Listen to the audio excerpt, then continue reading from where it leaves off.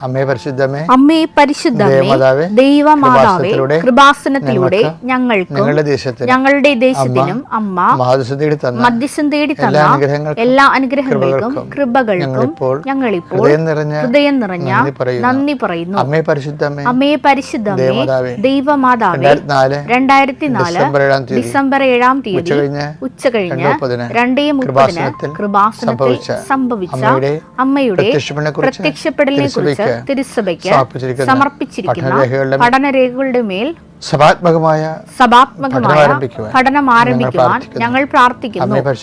അമ്മേ പരിശുദ്ധമേ, ഭൂസ്വർലോകങ്ങളുടെ രാജ്ഞിയായ അങ്ങേയ്ക്ക് ഭൗമ സംരക്ഷണത്തിനായി പ്രപഞ്ച പ്രകൃതിയെ തന്നെ തിരുസഭ പ്രതിഷ്ഠിക്കുവാൻ ഈ പ്രത്യക്ഷീകരണം വഴി ഇടയാക്കണമേ.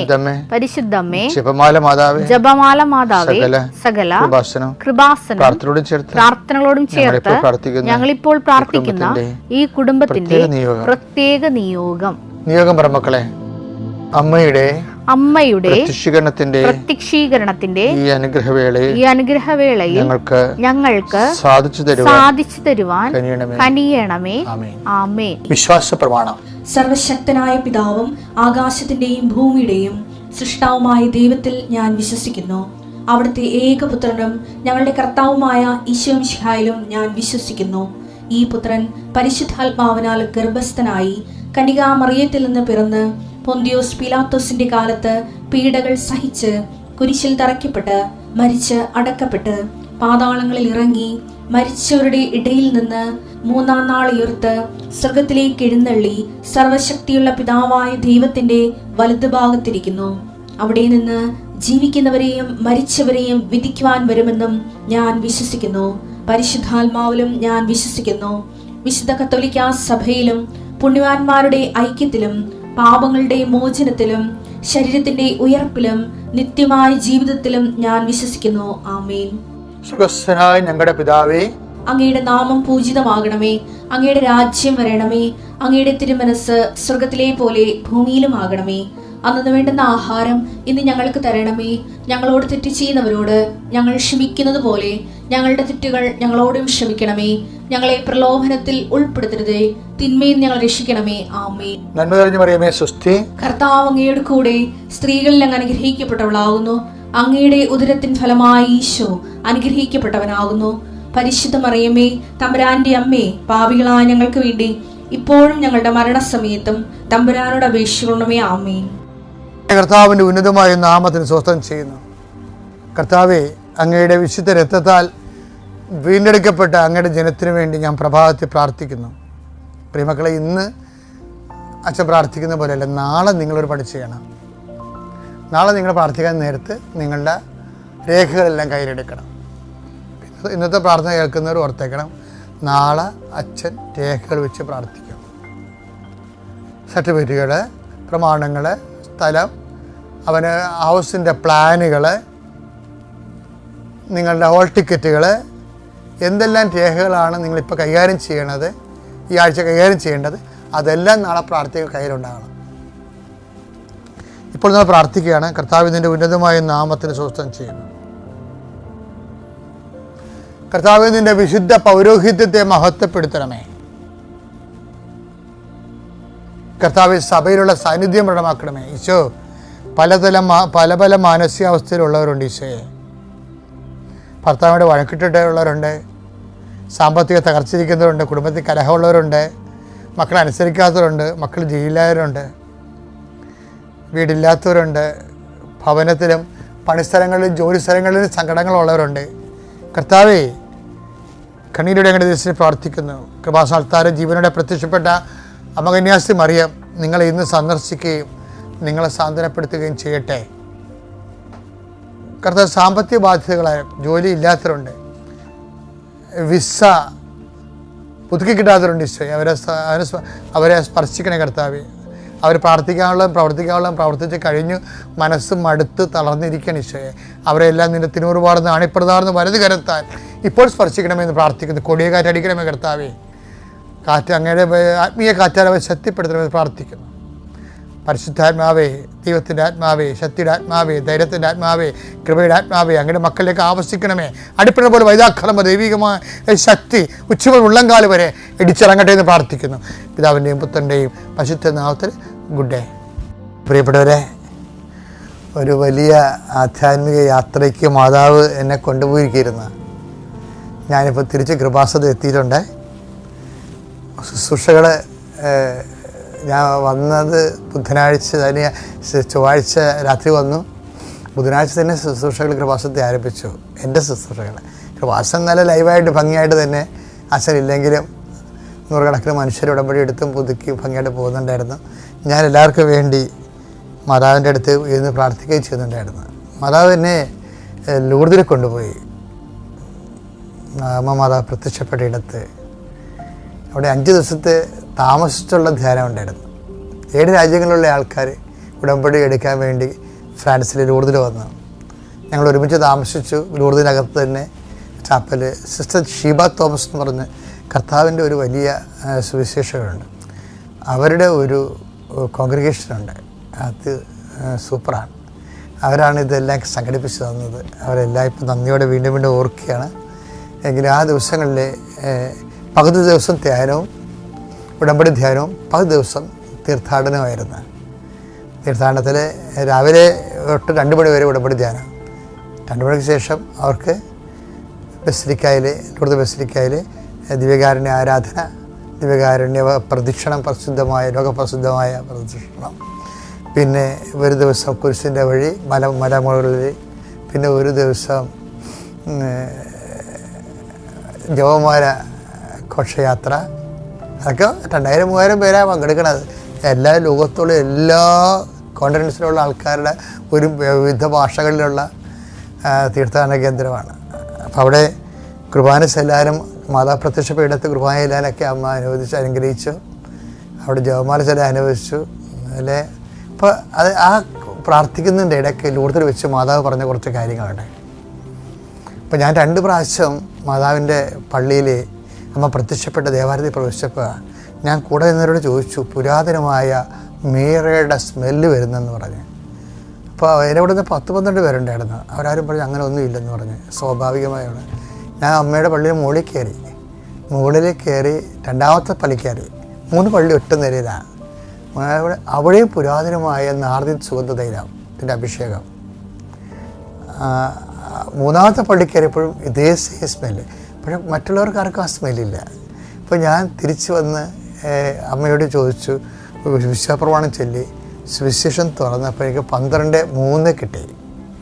12:3 അമ്മയെക്കുറിച്ച് ഡയറക്റ്റ് പറയുന്ന അല്ലെങ്കിലും അമ്മയുടെ പേര് അവിടെ ഉണ്ട്. ആ വാക്യത്തിലുണ്ട്. യോഹന്നാൻ 12:3 മറിയം വിലയേറിയതും ശുദ്ധവുമായ ഒരു കുപ്പി നാർദീൻ സുഗന്ധ തൈലമെടുത്ത് യേശുവിന്റെ പാദങ്ങളിൽ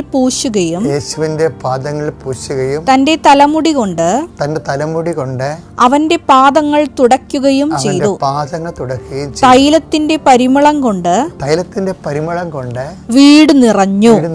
അമ്മ മരിയം വീടുകളാണ് എപ്പോഴും പരിമളം കൊണ്ട് നിറയണത്. അത് എനിക്ക് മനസ്സിലാകാൻ വേണ്ടി ഈ നമ്മളിപ്പോൾ ഇന്ന് അനുഭവിക്കുന്ന സുഗന്ധാഭിഷേകങ്ങളൊക്കെ ഇല്ലേ, ഉടമ്പടി എടുത്തവർ എന്തുമാത്രം ആൾക്കാരാണ് പേഴ്സണൽ കോണ്ടാക്റ്റിൽ മരിയ സുഗന്ധാഭിഷേകം അനുഭവിക്കുന്നത്. അപ്പോൾ അതൊക്കെ ഒരു പ്രൈവറ്റ് എക്സ്പീരിയൻസാണ്. അതിനൊരു ഡോഗ്മാറ്റിക് വശമുണ്ടോ എന്ന് എനിക്കറിയത്തില്ല. പക്ഷേ ഒരു സത്യമായ ഒരു അനുഭവമാണിത്. പക്ഷേ അതിനെല്ലാം ഈ ശുശ്രൂഷ എവിടെ നടക്കുന്നു, നമുക്ക് മരിയ സുഗന്ധാഭിഷേകത്തിന് അടിസ്ഥാന ശുശ്രൂഷകളാണെന്നാണ് എനിക്ക് ലൂർദിൽ വെച്ച് അമ്മ പറഞ്ഞത്. മാതാവിൻ്റെ പേരിൽ അവൻ പറയുന്ന പോലെ ചെയ്ത് ജീവിച്ച് കഴിയുമ്പോൾ ഓട്ടോമാറ്റിക്കായിട്ട് മരിയൻ സുഗന്ധാഭിഷേകം ഉണ്ടാകും. അത് പ്രസൻസാണ്, സാന്നിധ്യമാണ്. അപ്പം നിങ്ങളെ എപ്പോഴും കുറച്ച് പേര് ധരിച്ചിരിക്കുന്നത് ഇങ്ങനെ പ്രാർത്ഥനയിൽ ഇങ്ങനെ എരിവും തീക്ഷണയും കാണിക്കുമ്പോൾ മരിയൻ സുഗന്ധാഭിഷേകം ഉണ്ടാകുമെന്നുള്ള ധാരണയുണ്ട്. ആ ധാരണ തെറ്റാണെന്നൊന്നും ഞാൻ പറയണില്ല. പക്ഷേ അതിന് വേറൊരു വശം കൂടി ഉണ്ട്. എന്താണ്? ശുശ്രൂഷയുടെ വശമുണ്ട്. സുഗന്ധവും ശുശ്രൂഷയുമായിട്ടാണ് ബന്ധപ്പെട്ടിരിക്കുന്നത്. ദൈവ ശുശ്രൂഷകളെ ശക്തിപ്പെടുത്തി കഴിഞ്ഞാൽ എപ്പോഴും നമ്മൾ ശ്രദ്ധിക്കണം. എപ്പോഴും നമുക്ക് അറിയാമല്ലോ, ഉടമ്പടി എന്ന് പറയുന്നത് നമ്മളൊരു ഉടമ്പടി ജീവിതത്തിലാണ്. കഴിഞ്ഞ ദിവസങ്ങളിൽ കൃപാസനത്തിൽ ഒരു മോള്, അവളുടെ ഭർത്താവ്, അവൾക്ക് കല്യാണം കഴിഞ്ഞ് 2 കുഞ്ഞുങ്ങൾ ജനിച്ച് 6 വയസ്സായ ആ കുഞ്ഞിന് 6 വയസ്സായപ്പോൾ തന്നെ ഭർത്താവ് മരിച്ചു. അവൾക്ക് സഹിക്കാൻ പറ്റിയില്ല. എന്നുവെച്ചാൽ അവർക്ക് പിന്നെ ദൈവത്തെ വെറുത്തു, മാതാവിനുമായിട്ട് കലഹിച്ചു, ഔസേപ്പിതാവിനായിട്ട് കലഹിച്ചു, ഈശോനെ കണ്ടപ്പോൾ കലഹിച്ചു, കാണുന്ന രൂപത്തിനടുത്തെല്ലാം കലഹിച്ചു. നിങ്ങളെല്ലാം ഉണ്ടായിട്ട് എനിക്ക് ഇങ്ങനെ സംഭവിച്ചല്ലോ, എനിക്കിനി നിങ്ങളെ വേണ്ടെന്ന് പറഞ്ഞു. നിങ്ങളില്ലാതെ ഞാൻ ജീവിക്കുമെന്ന് പറഞ്ഞു. എന്നിട്ട് പറയും ഞാൻ നിങ്ങളില്ലാതെ മരിക്കുമെന്ന് പറയും. എന്നിട്ട് ഇവൾ രഹസ്യമായിട്ട് ഭർത്താവിനോട് വീട്ടുകാരോട് പറയും, എനിക്കെന്തോ ഡിപ്രഷനാണ്, എന്നെ സൈക്കാട്രിസ്റ്റിൻ്റെ അടുത്ത് കൊണ്ടുപോകണമെന്ന് പറയും. അപ്പോൾ അവൾ പറയുന്നുണ്ട്, ഞാൻ ഉദ്ദേശിക്കുന്നത് ഞാൻ സൈക്കാട്രിസ്റ്റിൻ്റെ അടുത്ത് പോയാൽ സൈക്കാട്രിസ്റ്റ് എന്നോട് ചോദിക്കും എനിക്ക് ഉറക്കമുണ്ടോ എന്ന് ചോദിക്കും. അപ്പോൾ ഞാൻ ഉറക്കമില്ലെന്ന് പറയുമ്പോൾ എനിക്ക് ഉറക്ക ഗുളിക അനുവദിച്ചു തരും. അപ്പോൾ ഞാനത് കഴിച്ച് ആത്മഹത്യ ചെയ്യും. അപ്പോൾ ആ ഒരു സ്പിരിറ്റിലേക്ക് വേണ്ടേ. അങ്ങനെ അവൾക്കൊരു ആ സെക്കൻഡിൽ അവൾക്കൊരു കൃപാസനം പത്രം കിട്ടണതും പിന്നീട് അവൾ ഇതിനെ സർവൈവ് ചെയ്ത് വരണതാണ്. അപ്പോൾ നിങ്ങൾ കൃപാസനം പത്രം കൊടുക്കുമ്പോൾ നിങ്ങൾ ശ്രദ്ധിക്കണം. നിങ്ങളെ ബുദ്ധിയും ബോധവും ഇല്ലാത്തവരും ദൈവിക പദ്ധതിയെക്കുറിച്ച് അജ്ഞരായിട്ടുള്ളവർ പറയും ഇതൊക്കെ ഒരു ബിസിനസ്സാണെന്ന് പറയും. അങ്ങനെയല്ല, എന്നോട് പറയാത്ത ഒരു കാര്യവും ഞാൻ ചെയ്തിട്ടില്ല. കർത്താവ് എന്നോട് പറയാത്ത ഒരു കാര്യം ഞാൻ ചെയ്തിട്ടില്ല. ഇത് എന്തെങ്കിലും വിമർശനങ്ങൾ പുറത്തുണ്ടെങ്കിൽ അതിൻ്റെ ഇരട്ടി വിമർശനങ്ങൾ എൻ്റെ സഭയിലും പുറത്തും ഒക്കെ ഞാൻ ആദ്യകാലം അനുഭവിക്കുമായിരുന്നു. എന്നിട്ട് ഞാൻ എപ്പോഴും പ്രാർത്ഥിച്ച് സംശയങ്ങൾ ഉന്നയിക്കുന്നവരെ സ്നേഹത്തോടെ അത് മനസ്സിലാക്കാൻ ശ്രമിച്ചുകൊണ്ട് തന്നെയാണ് ഈ സുവിശേഷ വേല ഏറ്റെടുത്തുകൊണ്ട് കാലങ്ങളിലൂടെ സഞ്ചരിച്ചത്.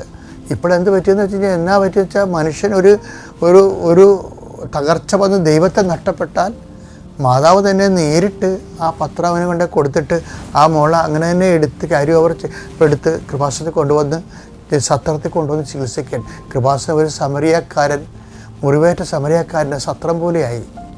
പക്ഷെ അതൊരു മരിയ സത്രം കൂടിയാണ് ശരിക്കും. എന്താ പറഞ്ഞാൽ ഈ മരിയ സത്രത്തിൽ നിന്ന് നിങ്ങൾ പോകുമ്പോൾ നിങ്ങൾ കൈ വാങ്ങിച്ചുകൊണ്ട് പോകണത് എന്താണ് ചെയ്യുന്നത്? എണ്ണയും വീഞ്ഞും ഒഴിച്ച് അവന് മുറിവുകൾ സുഖപ്പെടുത്താൻ വേണ്ടി ഒരു സമരിയക്കാരനായിട്ടാണ് ഇവിടുന്ന് പോണത്.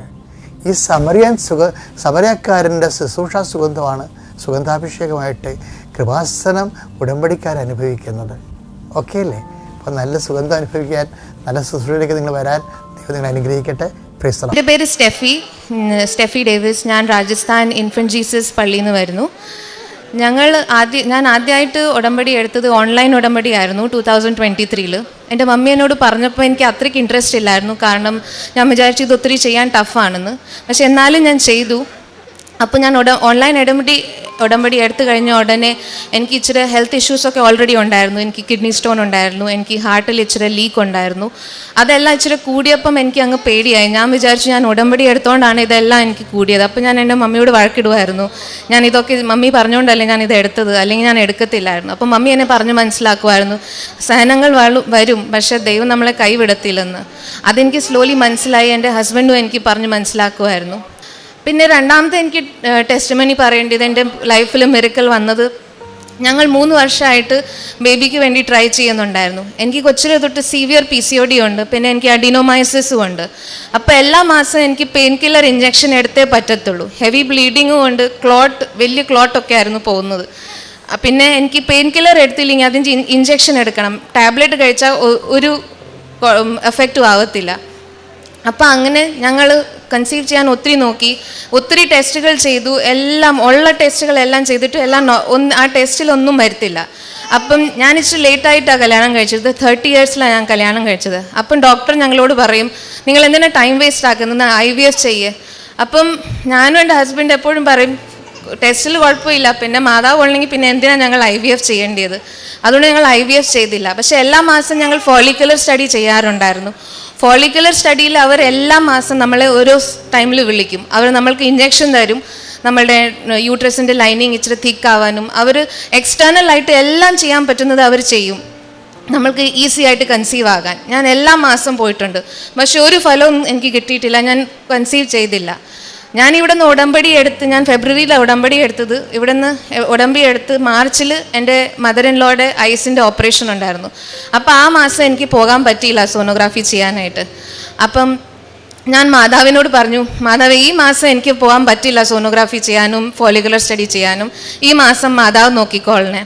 ഞാനിവിടെ വന്ന് ഉടമ്പടി എടുത്തപ്പോൾ എൻ്റെ മമ്മി എന്നോട് പറഞ്ഞായിരുന്നു, പ്രഗ്നൻസി കിറ്റ് കൊണ്ടുവന്നിട്ട് ഇവിടെ മാതാവിൻ്റെ രൂപത്തിൻ്റെ അവിടെ ടച്ച് ചെയ്ത് നീ കൊണ്ടുപോകണം. ഞാൻ കൊണ്ടുപോയായിരുന്നു ഇവിടെ ഉടമ്പടി എടുത്തപ്പം. അപ്പം ഏപ്രിലിൽ എനിക്ക് പീരിയഡ്സ് മിസ്സായി. എനിക്ക് PCOD ഉള്ളതുകൊണ്ട് എനിക്ക് പീരിയഡ്സ് മിസ്സാവുന്നത് വലിയ കാര്യമല്ല എനിക്ക് വേണ്ടി. എനിക്കറിയായിരുന്നു ചിലപ്പോൾ അത് ഒത്തിരി മാസം അങ്ങനെ ഉണ്ടാകാറുണ്ട്. പിന്നെ ഞാൻ മരുന്ന് കഴിക്കും, പീരിയഡ്സ് വരും, പിന്നെ അങ്ങനെ ആ സൈക്കിൾ എപ്പോഴും അങ്ങനെയായിരുന്നു നടന്നുകൊണ്ടിരുന്നത്. ആ മാസം വീട്ടിൽ ആരും ഇല്ലായിരുന്നു. എനിക്ക് തോന്നി ചുമ്മാതെ ഞാൻ ടെസ്റ്റ് ഒന്ന് ചെയ്ത് നോക്കാം. അപ്പം ഞാൻ ടെസ്റ്റ് ചെയ്യുന്നതിന് മുമ്പ് ഞാൻ മാതാവിൻ്റെ അടുത്ത് പറഞ്ഞു, മാതാവ് എനിക്ക് ഒത്തിരി ആങ്സൈറ്റിയും പേടിയുള്ള പേഴ്സണാണ് ഞാൻ. അപ്പം ഞാൻ മാതാവിനോട് പറഞ്ഞു, ഞാൻ ടെസ്റ്റ് ചെയ്യാൻ പോവാം, എനിക്കറിയാം അത് നെഗറ്റീവാണെന്ന്, മാതാവ് പേടിക്കേണ്ട, എനിക്ക് വിഷമമൊന്നും വരത്തില്ലെന്ന്. പിന്നെ ഞാൻ വാഷ്റൂമിൽ ചെന്ന് ടെസ്റ്റ് എടുത്തു. ടെസ്റ്റ് അത് ക്ലിയർ ആയിട്ട് വരണമെങ്കിൽ 2-3 മിനിറ്റ് വേണം. പക്ഷേ ടെസ്റ്റ് ചെയ്ത് കഴിഞ്ഞപ്പോഴത്തേക്ക് എനിക്ക് അങ്ങ് ആങ്സൈറ്റിയും പേടിയും അങ്ങ് പിന്നെയും തുടങ്ങി. ഞാൻ പിന്നെയും മാതാവിൻ്റെ അടുത്ത് വന്ന് പറഞ്ഞു, മാതാവേ സോറി, എനിക്ക് ഈ പ്രാവശ്യവും പേടിയും ആങ്സൈറ്റി വരുന്നുണ്ട്, ഞാൻ കൊളാപ്സ് ആകുമ്പോൾ മാതാവ് എന്നെ ഒന്ന് നോക്കിക്കോളണേ. ഞാൻ അത് പറഞ്ഞിട്ട് പിന്നെയും ഞാൻ വാഷ്റൂമിൽ ചെന്നപ്പോൾ ഇവിടെ വന്ന് ഞാൻ പ്രഗ്നൻസി ടെസ്റ്റ് ഇവിടെ ടച്ച് ചെയ്ത് കൊണ്ടുപോയ അതിനകത്ത് 5-6 കിറ്റ് കാണും. ആദ്യത്തെ കിറ്റ് തന്നെ 3 വർഷത്തെ ആദ്യമായിട്ട് അത് പോസിറ്റീവായി. അത് ഞാൻ ഒരിക്കലും വിചാരിച്ചിട്ടില്ല. ഞാൻ ഒരു മെഡിസിൻ എടുത്തില്ല, ഒരു ഇഞ്ചെക്ഷൻ എടുത്തില്ല, ഒന്നുമില്ല. ഇവിടെ നിന്ന് ഞാൻ ഉടമ്പടി എടുത്ത്, ഞാൻ ഫെബ്രുവരിയിലാണ് എടുത്തത്, ഏപ്രിലിൽ തന്നെ ഞാൻ കൺസീവായി. അത് കഴിഞ്ഞിട്ട് എനിക്ക് പ്രോബ്ലംസൊക്കെ ഉണ്ടായിരുന്നു ഒത്തിരി. എൻ്റെ സാക്ക് സൈസ് ചെറുതായിരുന്നു, പിന്നെ കൊച്ചിൻ്റെ ഹാർട്ട് ബീറ്റ് സ്ലോ ആയിരുന്നു. പക്ഷേ അതിനെല്ലാത്തിനും ആ മാതാവ് എന്നെ കൊണ്ടുവന്നു. ഒരു ഡോക്ടർ ഇതും കൂടി പറഞ്ഞു, നിനക്ക് ഹാർട്ടിൽ ലീക്ക് ഉള്ളതുകൊണ്ട് ഇങ്ങനത്തെ ആൾക്കാർക്ക് ഞങ്ങൾ പറയും കൺസീവ് ചെയ്യരുത്, കാരണം ഡെലിവറിയുടെ ടൈമിൽ ഒത്തിരി കോംപ്ലിക്കേഷൻ ആവും. പക്ഷേ എന്നാലും എൻ്റെ മാതാവ് എൻ്റെ കൈ വെട്ടില്ല. പിന്നെ എല്ലാ ദിവസവും ഞാൻ തൈലം യൂസ് ചെയ്യും, എൻ്റെ വയറിൽ ഞാൻ പറ്റി പ്രയർ ചെയ്യുമായിരുന്നു, വിശ്വാസ പ്രമാണം പറഞ്ഞ് പ്രയർ ചെയ്യുമായിരുന്നു. പിന്നെ ഞാൻ എല്ലാ ടെസ്റ്റിന് പോകുമ്പം അവിടെ നോർത്ത് ഇന്ത്യയിൽ ഇച്ചിരി പാടാണ്. പക്ഷെ ഞാൻ എല്ലാ ടെസ്റ്റിൽ പോകുമ്പം 3rd മന്തിലാണെങ്കിലും 2nd മന്തിലാണെങ്കിലും ഞാൻ ഡോക്ടറെ കാണാതെ ഞാൻ ആ സോണോഗ്രാഫി മെഷീൻ്റെ മേളിൽ ഇച്ചിരി ഉപ്പിടും. അത് ഞാൻ എപ്പോഴും ചെയ്യാവുന്നതാണ്. ഞാൻ എല്ലാ പ്രാവശ്യം ചെയ്യാൻ പറ്റിയിട്ടുണ്ടോ, എൻ്റെ റിപ്പോർട്ട് നല്ലതായിട്ടാണ് വന്നത്. പക്ഷേ 5th മന്തിൽ അനോമലി സ്കാനിൽ ഞാൻ ടെസ്റ്റ് ചെയ്യാൻ പോയപ്പോൾ, ഞാൻ ജയ്പൂരിലായിരുന്നു, അവിടെ ഞാൻ ടെസ്റ്റ് ചെയ്യാൻ പോയപ്പോൾ ആ ഡോക്ടർ അവിടെ തന്നെ ഇരിക്കുമായിരുന്നു. അതുകൊണ്ട് എനിക്ക് ഉപ്പിടാൻ പറ്റിയില്ല. അത് 12th ഓഗസ്റ്റ് ആയിരുന്നു, മൺഡേ. അപ്പം ഞാൻ ടെസ്റ്റൊക്കെ ചെയ്ത് ഞങ്ങൾ വെളിയിലോട്ട് വന്നപ്പോൾ ഞങ്ങളോട് പറഞ്ഞു, ഡോക്ടറിന് നിങ്ങളോട് സംസാരിക്കണമെന്ന്.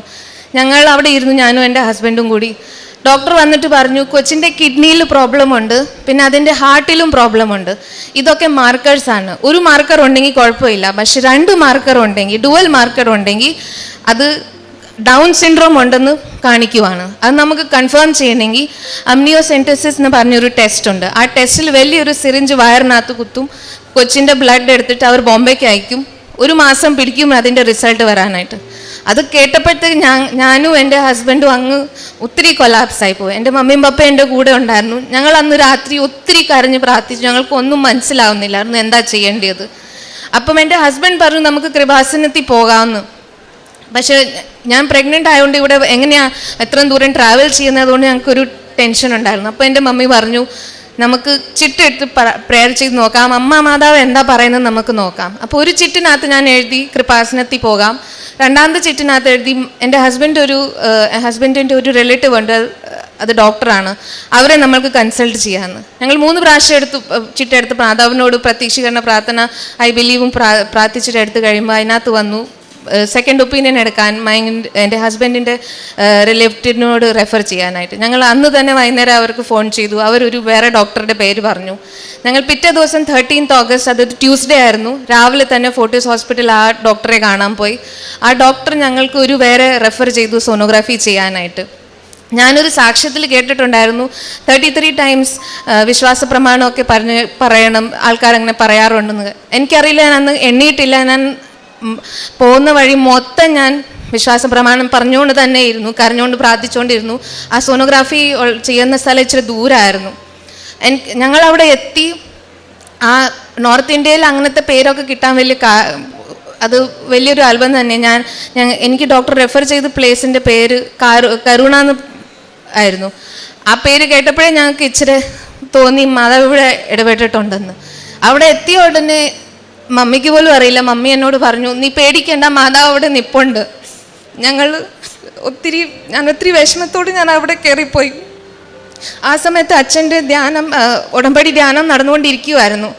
അതിൻ്റെ മുന്നിലത്തെ ട്യൂസ്ഡേയും അത് കഴിഞ്ഞത്തെ ട്യൂസ്ഡേയിലും അച്ഛൻ അങ്ങനെ പറഞ്ഞിട്ടില്ല. അത് നിങ്ങൾക്ക് യൂട്യൂബിൽ വേണമെങ്കിൽ പോയി നോക്കാം. പക്ഷേ 13th August ട്യൂസ്ഡേ 2024 അന്ന് അച്ഛൻ പ്രെയർ ചെയ്തുകൊണ്ടിരുന്നപ്പം ലാസ്റ്റിൽ അച്ഛൻ പറഞ്ഞു, ഡൗൺ സിൻഡ്രോം ഉള്ള അതിനെ കുറിച്ച് ടെൻഷൻ എടുക്കുന്ന പേരൻസിന് വേണ്ടി സ്പെഷ്യലായിട്ട് പ്രെയർ ചെയ്യുന്നു. അതെൻ്റെ മമ്മി പപ്പ വണ്ടിയിലിരുന്ന് കേൾക്കുമായിരുന്നു. ആ സമയത്ത് തന്നെ അകത്ത് ഞാൻ സോണോഗ്രാഫി ചെയ്യിപ്പിച്ചുകൊണ്ടിരിക്കുമായിരുന്നു. അപ്പോൾ ആ ഡോക്ടർ എന്നോട് പറഞ്ഞു, കൊച്ചിൻ്റെ കിഡ്നിയിൽ ഒരു കുഴപ്പവും ഇല്ല, ഹാർട്ടിൻ്റെ ഒരു സ്ലൈറ്റായിട്ട് കുഴപ്പമേ ഉള്ളൂ, അത് ഏഷ്യൻ കൊച്ചുങ്ങൾക്ക് ഉണ്ടാകുന്നത്, അത് ഉണ്ടാകുമ്പോൾ അതൊക്കെ ശരിയായിക്കോളും. ഇപ്പം ഡൗൺ സിൻഡ്രോം ഒന്നുമില്ല, അമ്യൂണിസെൻറ്റസിസ് ചെയ്യേണ്ട ആവശ്യവും ഇല്ല. അത് കഴിഞ്ഞിട്ട് പിന്നെ ഒരു കാര്യം കൂടി, ഞാൻ അന്ന് എനിക്ക് അതിൻ്റെ മുമ്പത്തെ ദിവസം എനിക്ക് ആ സോണോഗ്രാഫി ചെയ്തപ്പം ഉപ്പിടാൻ പറ്റിയില്ലായിരുന്നു. പക്ഷേ 12th August എനിക്ക് മാതാവ് എനിക്ക് അതിൻ്റെയും കൂടി ഓപ്പർച്യൂണിറ്റി തന്നു. എനിക്ക് അവിടെ ഉപ്പിടാൻ പറ്റി. അതുകൊണ്ട് തന്നെ അവിടെ മാതാവ് ഉണ്ടായിരുന്നു എന്ന് മാതാവ് തൊട്ട് എൻ്റെ യേശുവപ്പച്ചനോട് പ്രാർത്ഥിച്ച് എൻ്റെ യേശുവപ്പച്ചൻ എൻ്റെ കൊച്ചിനെ തൊട്ടിട്ട് തന്നെ ഒരു ഡൗൺ സിൻഡ്രോം ഇല്ലാതെ എനിക്ക് 27 November 2024 എനിക്കൊരു ബേബി ബോയെ തന്നു. അത് മാതാവിൻ്റെ കൊച്ച് തന്നെയാണ്. ഞാൻ എപ്പോഴും അതിനൊരു ഉടമ്പടി കൊച്ചാ പറയുന്നത്. കവനൻ്റ് ബേബിയാണ് ഞങ്ങളുടെ ഈ ബേബി. ഞങ്ങൾക്ക് അറിയത്തില്ല എത്രമാത്രം കരഞ്ഞിട്ടും പ്രെയർ ചെയ്തിട്ടാണ് കിട്ടിയത്. മാതാവും യേശുവപ്പച്ചൻ മാത്രമായിട്ടാണ് തന്നത്. ഇത് എൻ്റെ കൊച്ചല്ല, ഞാനൊരു ഹ്യൂമൻ ബോഡി മാത്രമായിരുന്നു ഈ കൊച്ചിനെ ഇങ്ങോട്ട് കൊണ്ടുവന്നത്. പക്ഷേ ഈ കൊച്ചൻ മാതാവ് മാത്രം. പിന്നെ എൻ്റെ സ്പിരിച്വൽ ലൈഫിൽ ഞാൻ പറയുവാണെങ്കിൽ എനിക്ക് ഒത്തിരി ആങ്സൈറ്റിയും ഫിയറുള്ള പേഴ്സണായിരുന്നു. ആരെന്നെ എത്ര പറഞ്ഞ് മനസ്സിലാക്കിയാലും എനിക്ക് എൻ്റെ ആ ഫിയർ പോകത്തില്ല. പക്ഷേ ഈ ഉടമ്പടിയിൽ നമുക്ക് എന്നും 30 minutes ബൈബിൾ വായിക്കുന്നുള്ളൂ. അപ്പം ബൈബിളിൻ്റെ എന്താ ഇമ്പോർട്ടൻസ് എനിക്ക് അപ്പോഴാണ് മനസ്സിലായത്. എൻ്റെ കയ്യിൽ ഒരു ഒരു ബോക്സ് ഉണ്ട്, അതിനകത്ത് കളർഫുൾ പേജസിൽ ഇങ്ങനെ ബൈബിൾ വചനം എഴുതിയിട്ടുണ്ട്. അപ്പോൾ ആ ബോക്സിൽ നിന്ന് ആ വചനം എടുത്ത് വായിക്കുമ്പോൾ എനിക്ക് എൻ്റെ ആ കിട്ടുന്ന പീസ് എനിക്ക് ആർക്കും എന്നെ കാമാക്കാൻ പറ്റില്ല. പക്ഷേ ആ ബൈബിൾ വചനം മാത്രം. പിന്നെ എൻ്റെ ലൈഫിൽ ഏറ്റവും കൂടുതൽ എനിക്ക് എഫക്റ്റ് ചെയ്യുന്ന എൻ്റെ ബൈബിൾ വേഴ്സ് Isaiah 45 ആണ്. I will go before you and will level the mountains. I will break down gates of bronze and cut through bars of iron. I will give you hidden treasures so that you may know that you are the Lord, that I am the Lord who knows you by name. ഈ വചനം ഞങ്ങൾ എപ്പോഴും പറയും. പിന്നെ ഞാൻ കാത്തലിക്കാണ്, പക്ഷേ എൻ്റെ husband ഹിന്ദുവാണ്. അപ്പം എനിക്ക് എപ്പോഴും ഒരു പേടി ഉണ്ടായിരുന്നു. എനിക്കൊരു ബ്രദറോ സിസ്റ്ററോ ഒന്നും ഇല്ല. അപ്പോൾ എനിക്ക് എപ്പോഴും ഒരു പേടി ഉണ്ടായിരുന്നു, ഞാൻ ഇങ്ങനെ കല്യാണം കഴിച്ചുകൊണ്ട് അല്ലെങ്കിൽ എനിക്ക് ബ്രദറോ സിസ്റ്ററൊന്നും ആരുമില്ല. എൻ്റെ മമ്മി പപ്പയ്ക്ക് വല്ലതും വന്നു കഴിഞ്ഞാൽ എനിക്ക് ആരുമില്ല ഒരു ഫോൺ ചെയ്തൊന്ന് ചോദിക്കുക. റിലേറ്റീവ്സ് ഒക്കെ ഉണ്ട്, പക്ഷേ എല്ലാവർക്കും എല്ലാവരുടെ ലൈഫുണ്ട്, അവർക്ക് അവരുടെ സ്ട്രഗിൾ ഉണ്ട്, പ്രോബ്ലംസ് ഉണ്ട്. ആരുടെ കയ്യിൽ ഇന്നത്തെ ടൈമില്ല നമ്മളെ കുറിച്ച് നോക്കാനായിട്ട്. ആ പേടി എപ്പോഴും ഉണ്ടായിരുന്നു. പക്ഷേ ഈ ഉടമ്പടി എടുത്തു കഴിഞ്ഞിട്ട് എൻ്റെ ആ പേടി പോയി. കാരണം എനിക്കറിയാം, എനിക്ക് എന്ത് പ്രോബ്ലം വന്നാലും, എനിക്ക് ദുഃഖവും സങ്കടവും ഹാപ്പിനെസ് വന്നാലും എനിക്ക് എൻ്റെ അമ്മ മാതാവ്, എൻ്റെ യേശുവപ്പച്ചനുണ്ട്. എനിക്ക് ഓടി വരാൻ എൻ്റെ അമ്മയുടെ ഇവിടെ വീടുണ്ട്, എനിക്ക് കൃപാസനമുണ്ട്, എനിക്കിവിടെ എപ്പോഴും ഓടി വരാം. പിന്നെ ഞങ്ങൾ കല്യാണം കഴിച്ചുകൊണ്ട് പിന്നെ ഞങ്ങൾ റെക്ടിഫിക്കേഷൻ ചെയ്തായിരുന്നു. രജിസ്റ്റർ മാരേജ് ആദ്യം കഴിഞ്ഞത്. അത് കഴിഞ്ഞിട്ട് ഞങ്ങൾ പള്ളിയിൽ പോയി റെക്ടിഫിക്കേഷനൊക്കെ ചെയ്ത് ഞാൻ എന്നും പള്ളിയിൽ പോകാറുണ്ട്. പള്ളിയിൽ ആക്റ്റീവ് മെമ്പറാണ്. പിന്നെ കാരുണ്യ പ്രവർത്തികളിൽ ഞാനും എൻ്റെ ഹസ്ബൻഡ് എല്ലാ മാസവും അവിടെ ഒരു ഗവൺമെൻറ് ഹോസ്പിറ്റലുണ്ട്, അവിടെ ചെന്ന് ഫ്രൂട്ട്സ് മേടിച്ച് പാക്കറ്റ് ഉണ്ടാക്കും. ആ പാക്കറ്റ് എന്നും ആവശ്യമുള്ളവർക്ക് പോയി കൊടുക്കും. എല്ലാ ആഴ്ച ചെയ്യുമായിരുന്നു അത്. പിന്നെ ഫുഡിൻ്റെ പാക്കറ്റ് ഉണ്ടാക്കിയിട്ട് ഞങ്ങൾ ഡിസ്ട്രിബ്യൂട്ട് ചെയ്തിട്ടുണ്ട്. ഓർഫനേജിൽ കണ്ടിന്യൂസ് ആയിട്ട് കൊടുക്കാറുണ്ട്.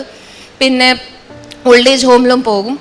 പിന്നെ പ്രേക്ഷിത പ്രവൃത്തിയിൽ അവിടെ നോർത്ത് ഇന്ത്യയിൽ അത്ര ഓപ്പണായിട്ട് പത്രം കൊടുക്കാൻ പറ്റില്ല, അവിടെ ഒത്തിരി സ്ട്രിക്റ്റാണ്. അതുകൊണ്ട് പബ്ലിക് പ്ലേസസിൽ പറ്റിയിട്ടില്ല. പക്ഷേ എൻ്റെ പള്ളിയിലും മമ്മിയുടെ പള്ളിയിലും ഞാൻ ആക്റ്റീവായിട്ട് എല്ലാവർക്കും ഈ പത്രം കൊടുക്കാറുമുണ്ട്, പറയാറുമുണ്ട്.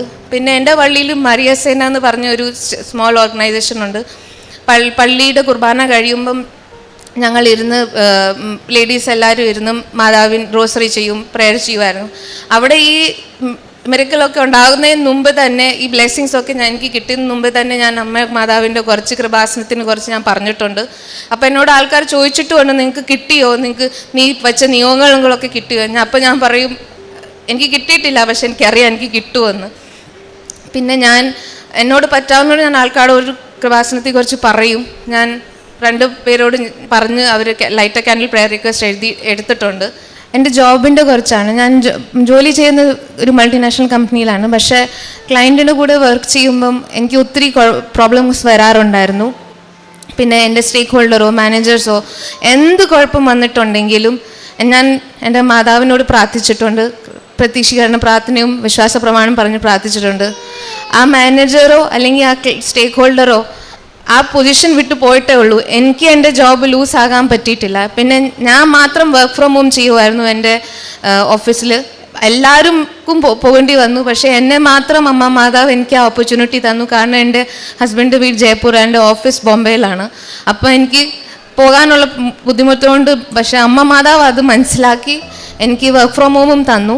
പിന്നെ 90 ഡേയ്സ് ഞാൻ ഇവിടെ തീർത്ഥാടനം ഉടമ്പടി എടുത്തപ്പം എനിക്ക് നോൺ വെജ് ഒത്തിരി ഇഷ്ടമുള്ള ആളാണ്. പിന്നെ ജങ്ക് ഫുഡും ഒത്തിരി കഴിക്കും. അപ്പം ഞാൻ മാതാവിനോട് പറഞ്ഞു, ഞാൻ ഈ 90 ഡേയ്സ് നോൺ വെജ് തൊടത്തില്ല, ജങ്ക് ഫുഡും കഴിക്കത്തില്ല, കോൾഡ് ഡ്രിങ്ക് കുടിക്കത്തില്ല. എനിക്കറിയാം ഇതൊരു ഒത്തിരി ചെറിയൊരു സാക്രിഫൈസാണ്, പക്ഷെ ഞാനിത് ചെയ്യും. അപ്പം മാതാവ് എനിക്ക് കാണിച്ചു തന്നു, നമ്മൾ ദൈവത്തിന് വേണ്ടി ഒരു ചെറിയ സാക്രിഫൈസ്, ഒത്തിരി ചെറുതാണെങ്കിലും ദൈവം അത് സൈഡ് ലൈൻ ആക്കത്തില്ല. അതുകൊണ്ട് എൻ്റെ മൊത്തം ജീവിതം, എൻ്റെ ഫാമിലിയുടെ ജീവിതം അമ്മ മാതാവ് യേശു അപ്പച്ചയുടെ ദാനം മാത്രമാണ്. എല്ലാത്തിനും എനിക്ക് കിട്ടിയ എല്ലാ ബ്ലെസ്സിങ്സിനും, ഈ കൊച്ചിനും, എൻ്റെ മമ്മി പപ്പയുടെ ഹെൽത്തിനും, എൻ്റെ സ്പിരിച്വൽ ലൈഫിനും എല്ലാത്തിനും അമ്മ മാതാവിന് 1000 നന്ദി. സങ്കീർത്തനങ്ങൾ 66, 16, 17 തിരുവചനങ്ങൾ. ദൈവഭക്തരെ വന്നു കേൾക്കുവിൻ, അവിടുന്ന് എനിക്ക് വേണ്ടി ചെയ്തതെല്ലാം ഞാൻ വിവരിക്കാം. ഞാൻ അവിടുത്തോട് ഉച്ചത്തിൽ വിളിച്ചപേക്ഷിച്ചു, എൻ്റെ നാവ് കൊണ്ട് ഞാൻ അവിടുത്തെ പുകഴ്ത്തി. സ്റ്റെഫി ഡേവിസ് എന്ന ഈ മകൾ കടന്നുപോയ ജീവിതത്തിൻ്റെ വളരെ ക്ലേശകരമായ സാഹചര്യങ്ങളിൽ പരിശുദ്ധ കൃപാസന മാതാവിൻ്റെ വലിയ സംരക്ഷണം എങ്ങനെ അനുഭവിച്ചുവെന്ന വാക്കുകളിലൂടെ സാക്ഷ്യപ്പെടുത്തുകയാണ്. ഹെബ്രായർ 11 നമ്മൾ കേൾക്കുന്നത് പോലെ കാണപ്പെടാത്തവ ഉണ്ടെന്നും പ്രത്യാശിക്കുന്നവ ലഭിക്കുമെന്ന വിശ്വാസത്തിൻ്റെ സാക്ഷ്യമാണ് ഈ മകൾ പങ്കുവച്ചത് മുഴുവനും. മകൾ വിവാഹത്തിന് വേണ്ടി ആഗ്രഹിച്ച് പ്രാർത്ഥിച്ചതിനെക്കുറിച്ച്, ഒരു കുഞ്ഞിന് വേണ്ടിയുള്ള പരിശ്രമങ്ങൾ 3 വർഷമായി നിരന്തരം അത് ഫലമണിയാതെ പോയതിനെക്കുറിച്ച്, എന്നാൽ ആ നാളുകളിലൊക്കെയും അമ്മയുടെ അരികിൽ ഹൃദയം കൊടുത്ത് അമ്മ മാതാവ് ജീവിതത്തെ സഹായിക്കുമെന്ന പൂർണ്ണ വിശ്വാസത്തോടുകൂടി ജീവിതം മുന്നോട്ട് നയിച്ചതിനെക്കുറിച്ച്, ശാരീരികമായി ഏറെ പോരായ്മകളുള്ളപ്പോഴും തൻ്റെ ദൈവത്തിനൊന്നും അസാധ്യമല്ല, അമ്മ മാതാവ് ഏത് കഴിവില്ലായ്മയിലും കഴിവുകൾ നിർമ്മിച്ചു തന്ന് അനുഗ്രഹിക്കുമെന്ന പൂർണ്ണ ബോധ്യത്തോടുകൂടി മകൾ നിയോഗങ്ങൾ സമർപ്പിച്ച് പ്രാർത്ഥിച്ചതിനെയാണ് സാക്ഷ്യപ്പെടുത്തിയത്. ഫെബ്രുവരി മാസം ഉടമ്പടിയെടുത്ത് 2 മാസം കഴിയുമ്പോൾ മകള് ഗർഭിണിയായതിനെക്കുറിച്ച് സൂചിപ്പിക്കുന്നുണ്ട്. അമ്മയാണ് മകളോട് പറയുന്നത്, നീ ഉടമ്പടി എടുക്കുമ്പോൾ പ്രഗ്നൻസി ടെസ്റ്റ് കിറ്റ് അത് അമ്മ മാതാവിൻ്റെ ആ രൂപത്തിനരികിലൊന്ന് വെച്ച് പ്രാർത്ഥിച്ച് നീ തിരികെ കൊണ്ടുപോരണം. അമ്മയുടെ അരികിൽ നിൻ്റെ ജീവിതത്തെ സമർപ്പിക്കുന്നതിൻ്റെ അടയാളമായി നീ അതൊന്ന് കരുതിക്കോണമെന്ന് മകൾ പറയുന്നുണ്ട്. ഉടമ്പടിയെടുത്ത ആദ്യ നാളുകളിൽ അവൾക്കുള്ള ശാരീരികമായ പ്രയാസങ്ങളെല്ലാം പെട്ടെന്ന് കൂടി. മകളാകെ തകർന്നു പോയി. ഉടമ്പടി എടുത്തത് തൻ്റെ സഹന ജീവിതത്തെ കൂടുതൽ ബുദ്ധിമുട്ടിലാക്കിയോ കൂടുതൽ വർദ്ധിപ്പിച്ചോ എന്ന് കരുതി. അപ്പോഴും മകളുടെ അമ്മയാണ് പറയുക, നീ അതൊന്നും കാര്യമാക്കേണ്ട, കൃപാസന മാതാവ് ശരണപ്പെട്ട് നീ പ്രാർത്ഥിക്കുക, നിനക്കാവശ്യമുള്ള അനുഗ്രഹത്തിന് അമ്മ നിന്നെ ഒരുക്കിക്കൊണ്ടിരിക്കുമെന്ന്. പിന്നീട് ലഭിച്ചതെല്ലാം എത്ര വലിയ അനുഗ്രഹമെന്ന് മകൾ സൂചിപ്പിക്കുകയാണ്. മകൾക്ക് 1 മാസം മറ്റൊരു വ്യക്തി രോഗിയായി കിടന്നതുകൊണ്ട് സോണോഗ്രാഫിക്ക് മറ്റൊരു കാര്യത്തിനും പോകാൻ പറ്റാതിരുന്നത് കൊണ്ട് ഒരു ഇഞ്ചക്ഷനോ മരുന്നോ മറ്റു കാര്യമൊന്നും ചെയ്യാതിരുന്നിട്ട് കൂടി ആ മാസം ഭൗതികമായി പ്രഗ്നൻസിക്ക് യാതൊരു സാധ്യതയുമില്ലാതിരുന്ന ആ മാസം അമ്മ മാതാവ് മകളെ സഹായിച്ച് ഏറ്റവും നല്ല രീതിയിൽ ആ പ്രഗ്നൻസി ടെസ്റ്റ് പോസിറ്റീവായി കൊടുത്തതിനെയാണ് ആദ്യം സാക്ഷ്യപ്പെടുത്തിയത്. പിന്നീട് അതിൻ്റെ ഓരോ മാസം മുന്നോട്ട് പോകുമ്പോഴും അമ്മ മാതാവിൻ്റെ ഉപ്പ് അത് സംരക്ഷണത്തിൻ്റെ അടയാളമായി അത് ചെല്ലുമ്പോഴൊക്കെയും ആ മെഷീൻ ഇടിക്കുന്നിവിടെ ഇട്ട് പ്രാർത്ഥിച്ച് ആരോഗ്യമുള്ള കുഞ്ഞിനെ നൽകണമേ എന്ന് നിരന്തരം മുന്നോട്ട് പോയിക്കൊണ്ടിരുന്നു. 5-ാം മാസം വരെ യാതൊരു കുറവും കുഴപ്പവും പറയുന്നില്ല. അവൾ പറയുന്നുണ്ട് 5-ാം മാസം ഓഗസ്റ്റ് 12-ന് അതിന് ചെല്ലുമ്പോഴുണ്ട് ഉപ്പെന്ന് പുറത്തേക്ക് എടുത്തിടാൻ പറ്റാത്ത രീതിയിൽ അവിടെ അസൗകര്യം കാണുന്നു. ഡോക്ടർ നേരെ ഇരിക്കുന്നു, ടെക്നീഷ്യൻ ഇരിക്കുന്നു, ഒന്നും ചെയ്യാൻ പറ്റുന്നില്ല. അന്നാണ് കുഞ്ഞിൻ്റെ ഡൗൺ സിൻഡ്രം സംബന്ധിച്ച സംശയങ്ങളും ജീവിതത്തെയും ദാമ്പത്യത്തെയും വല്ലാതെ ഉലയ്ക്കുന്ന വിധത്തിലുള്ള പ്രശ്നങ്ങളുമൊക്കെ കുടുംബത്തിലേക്ക് ഇങ്ങനെ ഡോക്ടറിലൂടെ അറിവ് ലഭിക്കുന്നത്. അപ്പോഴും പ്രത്യാശ നശിച്ചവരായി അല്ല, കൂടുതൽ ശരണപ്പെട്ട് പ്രാർത്ഥിക്കുന്നവരായി രണ്ടുപേരും മാറുന്നതിനെയാണ് നമ്മൾ കണ്ടത്. അവർ ആദ്യം നിലവിളിച്ചു, സ്വാഭാവികമാണ്. എന്നാൽ പിന്നീട് അമ്മയോട് തന്നെ ചോദിക്കാം, കൃപാസനം വരെ പോകാം. അങ്ങനെ ആ വയ്യാത്ത അവസ്ഥയിലും അമ്മയുടെ അരികിലേക്ക് എത്തുവാനുള്ള ആഗ്രഹത്തോടു കൂടിയാണ് രണ്ടുപേരും ഒരു തീരുമാനമെടുക്കുന്നത്. നമുക്ക് അമ്മയോട് അഭിപ്രായം ചോദിക്കാം. ഒന്നൊരു സെക്കൻഡ് ഒപ്പീനിയൻ, മറ്റൊന്ന് കൃപാസനം വരെ എത്തി അമ്മയുടെ സന്നിധിയിൽ പ്രാർത്ഥിക്കണം. ഇതേതാണ് വേണ്ടതെന്ന് അമ്മയോട് ചോദിക്കാം. മകൾ പറയുന്നുണ്ട്, 3 തവണ ലോട്ടിട്ടു. അത് സെക്കൻഡ് ഒപ്പീനിയന് വേണ്ടിയുള്ള നിർദ്ദേശം കിട്ടി. അത് ഒരു ബന്ധുവായ ഡോക്ടറോട് പറഞ്ഞു. വീണ്ടും അടുത്ത ദിവസം തന്നെ മറ്റൊരു ഡോക്ടറിൻ്റെ അപ്പോയിൻമെൻ്റ് എടുത്തു. 13-ാം തീയതി ഞങ്ങൾ അവിടെ ചെല്ലുമ്പോൾ അവിടെ ആ മെഷീൻ്റെ അരികിൽ ഉപ്പിട്ട് പ്രാർത്ഥിച്ചു. മറ്റൊന്നുകൂടി അല്പം പോലും സംശയിക്കാതെ, പാനിക്കാകാതെ, വിശ്വാസ പ്രമാണം ആ വീട്ടിൽ നിന്ന് ഇറങ്ങുന്ന നിമിഷം മുതൽ അല്പം ദൂരെയുള്ള ഹോസ്പിറ്റൽ വരെ ആവർത്തിച്ച് ചൊല്ലിക്കൊണ്ട്, ഇത് അമ്മ മാതാവിൻ്റെ കരങ്ങളിൽ എൻ്റെ ഈ ഉദരത്തിൽ ഉരുവാകുന്ന ശിശുവിനെ പൂർണ്ണമായി സമർപ്പിക്കുന്നുവെന്ന് കൊടുത്തു പ്രാർത്ഥിച്ചാണ് 5-ാം മാസത്തെ 2ാമത്തെ ടെസ്റ്റ് ചെയ്യുന്നത്. അവിടെ മകൾ ഏറ്റവും സന്തോഷത്തോടെ തിരിച്ചറിയുന്നു, മറ്റൊരു കോംപ്ലിക്കേഷനുമില്ല, കുഞ്ഞ് ആരോഗ്യത്തോടുകൂടി മുന്നോട്ട് വളരുമെന്ന്. പ്രിയമുള്ളവരെ, അവസാനം സാക്ഷ്യം പറഞ്ഞു നിർത്തുമ്പോൾ മകൾ പറയുന്നുണ്ട്, ഞാൻ ഒരു ഉപകരണം മാത്രമായിരുന്നു, എൻ്റെ ബോഡി ഒരു ഇൻസ്ട്രുമെൻ്റ് മാത്രമായിരുന്നു. ഇത് അമ്മ മാതാവ് നൽകിയ കുഞ്ഞാണ്. എൻ്റെ ഏറെ ക്ലേശമുള്ള, ഏറെ ഒരു ഉദരത്തിൽ ഒരു കുഞ്ഞിനെ ഉരുവാക്കുവാൻ ഒട്ടും പറ്റാതിരുന്ന എൻ്റെ ഉദരത്തിൽ എൻ്റെ അമ്മ മാതാവ് ഒരുപക്ഷെ അമ്മയുടെ ഗർഭമാത്രം തന്ന് എൻ്റെ ഉദരത്തിൽ ഈ കുഞ്ഞിനെ അത് ഉരുവാക്കി ആരോഗ്യത്തോടെ എൻ്റെ കരങ്ങളിൽ വെച്ചതാണ്. അവൾ ആദ്യം പറഞ്ഞു, അത് ഉരുവായ നിമിഷം തന്നെ ഞാൻ അറിഞ്ഞിരുന്നു എൻ്റെ സാക്ക് അത് ചെറുതാണ്, ചില മറ്റു പ്രശ്നങ്ങൾ അവിടെ ഉണ്ട്, അതുകൊണ്ട് അത് ഏതൊക്കെ പ്രയാസത്തിലൂടെ കടന്നു പോകുമെന്നറിയില്ലെന്ന്. എങ്കിലും ഒരു കുഴപ്പവുമില്ലാതെ ഇന്ന് ആരോഗ്യമുള്ള കുഞ്ഞ് കരങ്ങളിലിരിക്കുമ്പോൾ ദൈവനാമത്തെ മഹത്വപ്പെടുത്തി ഒന്ന് മാത്രമേ പറയാനുള്ളൂ, ഇത് കൃപാസനം അമ്മ എൻ്റെ മുഴുവൻ അസാധ്യതയിലും എനിക്ക് നിസ്സാരമായി എൻ്റെ കരങ്ങളിലേക്ക് അനുഗ്രഹിച്ച് നൽകിയ പൈതലാണെന്ന്. ഇതിനെയാണ് ഈ കുടുംബം സാക്ഷ്യപ്പെടുത്തുന്നത്.